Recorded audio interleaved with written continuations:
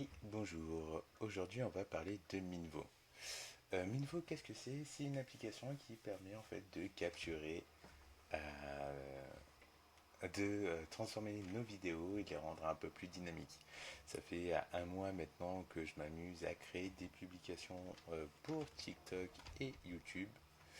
Hop, si on va là sur mon TikTok, ben on va voir que ben voilà, j'ai publié un certain nombre de vidéos, souvent sous le même format, et justement Minvo m'a aidé à avoir cette même structure de contenu. Alors, je l'entends, les vidéos ne sont pas parfaites, ça c'est de mon côté, il faut que je retravaille le tout. Mais l'idée du coup c'est que ça vient ajouter un titre sur la vidéo, ça vient ajouter donc des sous-titres dynamiques, ça va chercher des vidéos pour compléter justement ce dont je, enfin les sujets sur lesquels je mettre en avant du coup les sujets dont je parle à travers donc des vidéos qui vont illustrer du coup les différents propos et permettre d'illustrer tout ça. Alors j'ai une croissance qui est assez intéressante dans le sens où je suis passé de 100 abonnés à 100 à 266 comme on peut le voir avec à peu près 1000 j'aime. Mais voilà, tout ça en publiant un peu tous les jours. Alors évidemment, c'est pas une croissance fulgurante, mais ça permet de voir justement que ben voilà, le fait de publier régulièrement, ben, ça amène des abonnés. Bon, jusque-là, je vous apprends rien. Et surtout, du coup, ça permet de concevoir que plus on se montre régulier dans cette création de vidéos, et plus les résultats arrivent. Alors si on regarde, hop, je vais couper le son pour éviter tout ça ici. Voilà. Euh, hop. Donc si on regarde, enfin voilà, il y a différentes interactions, il y a Disney Jam, il y a des personnes qui ont enregistré cette publication-là, par exemple, la ici 5, la 4, 2. Et en fait, on peut faire le suivi de cette façon pour voir ben, quelle thématique intéresse le plus. Plus du coup il y a eu d'interactions et de j'aime, et plus on sait que le sujet a intéressé les personnes. Là, par exemple, lorsque je parle de preuve sociale, c'est la partie qui a été le plus enregistrée, bien qu'il n'y ait pas de commentaires. Et ben, ça peut m'indiquer justement un autre type de contenu où je vais plus insister du coup sur la preuve sociale, sur quoi mettre en avant et illustrer du coup ces différents points. Là, on voit 20, tu vois, là, on voit que justement cette partie-là aussi a été enregistrée. C'est la partie où je parle de justement de l'audience, d'indiquer directement sur le site à qui on s'adresse pour essayer de trouver les bonnes personnes et leur faire savoir qu'on est la bonne personne pour les aider.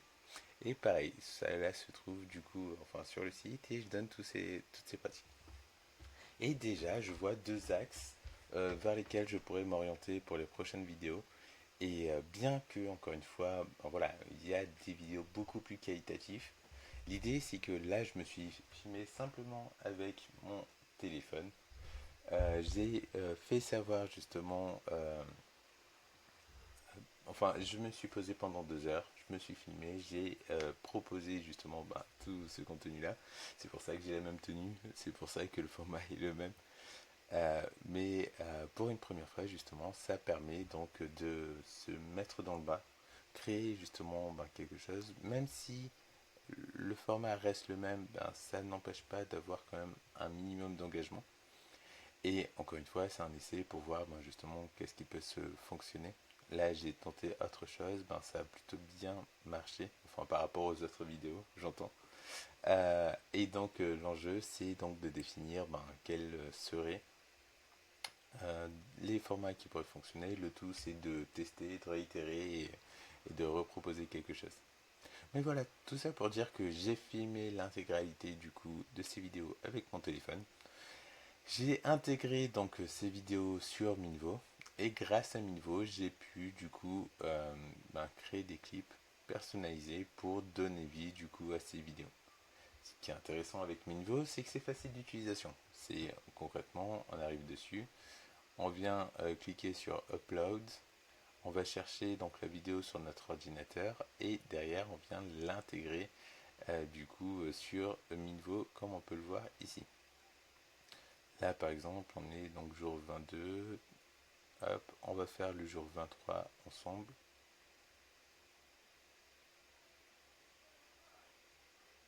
Et ce qui est assez simple, c'est que donc voilà, ça me ramène sur le jour 23. Ah bah j'ai déjà fait. On va aller plutôt du coup sur le jour 24 qui a été fait également, normalement. Non, il n'a pas été fait, mais ça a été chargé. Mais donc du coup, très simplement, du coup là je vois la transcription, donc tout ce que je dis au sein de cette vidéo. Alors il peut y avoir des erreurs, mais ça nous permet de repérer assez rapidement justement quelles erreurs ont pu être effectuées. Je vais cliquer sur Timeline Editor. Et dans Timeline Editor, du coup, je vais pouvoir personnaliser cette vidéo. Regardez, si vous m'accompagnez dans la création de cette vidéo, je vais vous montrer comment ça fonctionne. Hop. Donc si je mets Play, on va voir déjà le premier résultat qu'il a présélectionné. Tous les jours pendant 30 jours, je te donne une astuce. Et aujourd'hui, on est sur la 24e journée où on va parler de tout ce qui est politique de confidentialité, mention légale et RGPD. Tu le sais, c'est... Ok. Donc là, c'est tout ce qui est politique de confidentialité. Donc là, en intégrant la vidéo, Minvo, ce qu'il a fait, c'est qu'il a supprimé le début de la vidéo. Sauf que du coup, sur cette série de vidéos, j'utilise à chaque fois, donc j'ai 1 minute pour vous présenter nanana. Donc tout l'intérêt du coup, c'est pour garder ce même format. Ici, ce que je vais faire, c'est je vais cliquer sur ici, clic droit, Uncut. Je vais garder cet extrait. Juste, je vais supprimer la partie où il n'y a pas de bruit. Pour que quand la vidéo démarre, ça commence directement sur une phrase que j'ai pu dire. Mais l'intérêt de Minvo, c'est qu'on va pouvoir ajouter des infos. C'est d'une part, on peut ajouter des sous-titres pour que à chaque fois que je parle, comme on peut le voir ici, donc toujours là, et aujourd'hui on est sur la 24e journée et on voit que les sous-titres sont là. En fait, c'est grâce à la partie caption où on a tous les sous-titres à disposition. Et l'idée, du coup, c'est que, il y a différents types d'animations. On peut choisir la couleur, on peut choisir justement, quelle animation on a quand les sous-titres apparaissent. On voit différents types de sous-titres et libre à chacun de prendre un peu ce qu'il veut. Moi, j'ai adapté une charte graphique autour de de mon logo qu'on peut voir en haut à gauche et qu'on peut intégrer. Et ça permet du coup d'avoir le même format à chaque fois pour avoir un format que les personnes qui vont regarder les vidéos vont pouvoir identifier et se dire ah tiens, ça c'est lui. Je vais peut-être regarder la vidéo ou au contraire il m'a saoulé avec j'ai 1 minute pour. Donc là, l'intérêt c'est que du coup sur Minvo en fait on va pouvoir ajouter différents effets. Par exemple, si je clique sur click to add sound effects, à chaque fois que l'outil va trouver ça pertinent, il va ajouter un effet sur un son sur la vidéo. Pareil si je clique sur vidéo, là en gros add media, à chaque fois il va soit ajouter un GIF, soit une image, soit une vidéo, en fonction de ce qu'on a choisi. Donc là en bas, soit au milieu, soit qui prend la plus grande part de l'écran. Moi généralement je choisis vidéo. Hop. Et ça permet d'ajouter des extraits vidéo à chaque fois. Après, on peut ajouter d'autres choses. Si je vais sur AI et je vais dire Add Media et je lui dis d'ajouter des GIFs par exemple, il va pouvoir aussi ajouter des GIFs en fonction de ce que je lui demande. Et pareil, du coup, s'il trouve que le GIF est pertinent avec la situation nommée, parce qu'il va céder du transcript, de la transcription pour ça, eh bien ça va permettre de voir si c'est pertinent. Là, c'est la même chose avec les emojis. En fonction de si je dis voiture, par exemple, il va faire apparaître l'emoji voiture et ça peut être pas mal pour ça. Alors, on va juste mettre ça de cette façon. Pour le titre de la vidéo, je vais pouvoir donc créer son site en 30 jour de point. Et là, on a dit qu'on était sur la 24e. Enfin, j'ai la tendance à mettre jour 24. Si on regarde du coup ici, c'est souvent illustré de la même façon. Oui, hop. Et donc là, on est sur le jour 24.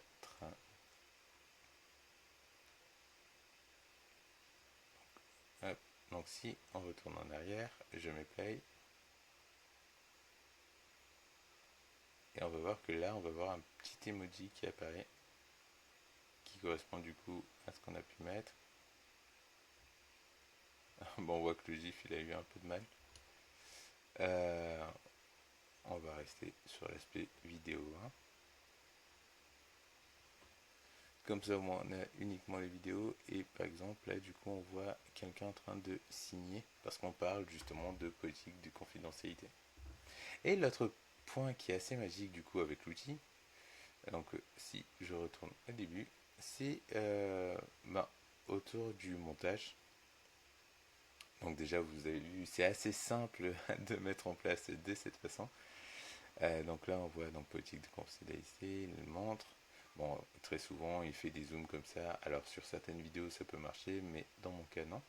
Mais pour autant, justement, voilà, on est tous pareils, on n'aime pas les vidéos statiques. Donc ne pas hésiter à zoomer un peu plus, par exemple sur cette frame-là, pour justement créer ce côté dynamique. Peut-être pas l'effet au début. Et l'autre point, c'est sur la colorimétrie. C'est le fait d'ajouter donc des couleurs un peu plus dynamiques, plus flash, pour donner envie de regarder. On est plus attiré justement par des couleurs bien flashy, plutôt que quelque chose un peu de terme où on aura du mal à se projeter. Alors du coup, hop, si on reprend, donc tac, là donc on voit ça va, donc tous les jours on en a pendant 30 jours, aujourd'hui on est sur la 24e journée, très bien. Donc il y a la petite vidéo qui apparaît, il y a l'esprit mention, c'est ça que je voulais vous montrer, c'est que parfois il peut y avoir des trous, parce que ben voilà, je dis je cherche mes mots, etc. Eh bien, Minvo peut nous aider à rendre ça un peu plus dynamique en coupant justement tous ces trous. Cliquons ici, pareil là, hop, et l'idée c'est que voilà, rendre le texte le plus fluide possible. Hop, on peut faire la même chose là, on voit qu'il y a un trou ici et de nouveau ici. Bon, l'idéal c'est d'écouter parce que parfois il le coupe alors qu'il n'y a pas de raison. Mais là on voit à la vidéo que je cherche mes mots. Mais du coup c'est pratique parce que justement dans le montage, comme je vais le faire certainement pour cette vidéo, c'est que lorsque je tente une version et que ça me plaît pas, je peux faire une pause, reprendre et refaire une pause.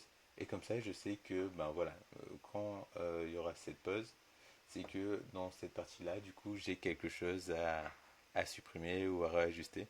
Et c'est pratique pour ça. Donc tac tac tac, ok. Est-ce que ça on peut le couper? Non, c'est trop petit.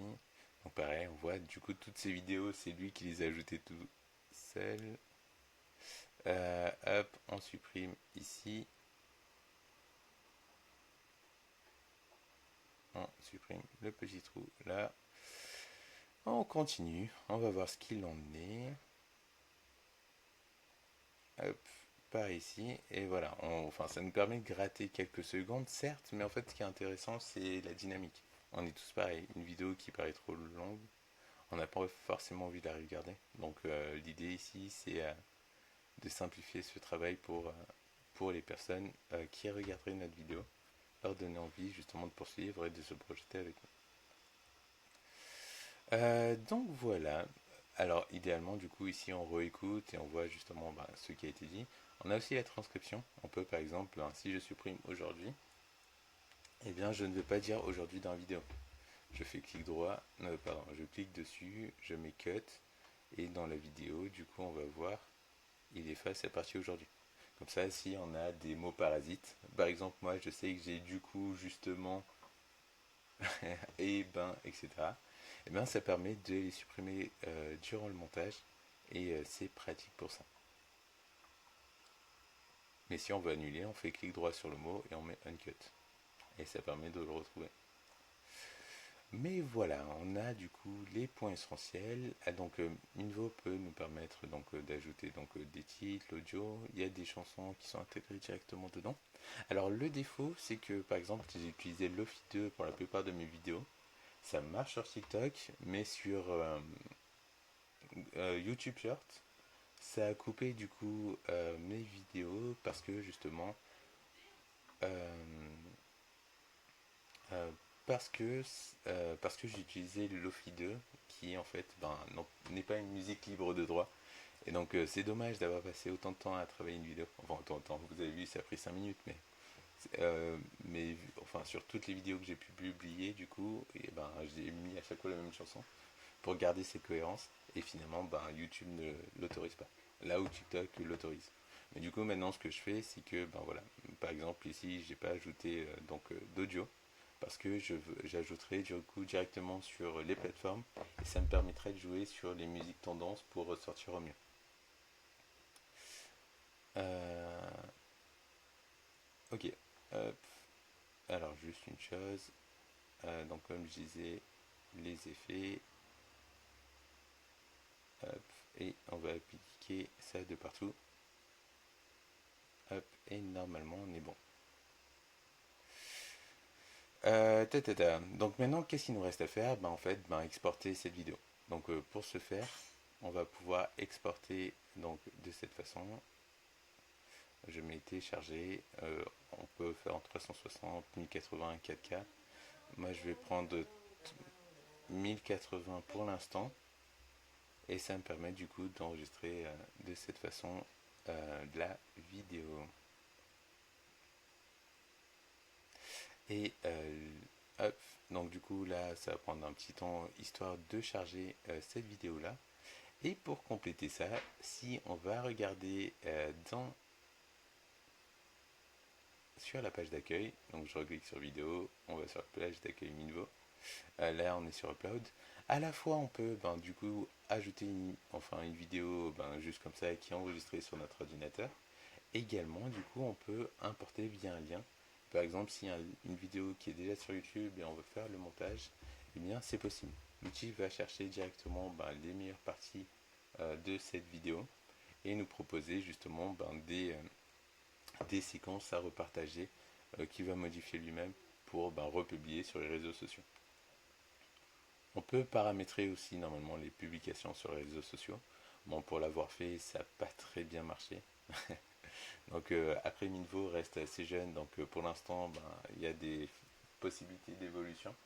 Mais à terme du coup ça peut être intéressant parce que voilà, ça permet de faire le montage, paramétrer justement l'envoi et gagner du temps plutôt que de repasser sur la plateforme et paramétrer le tout.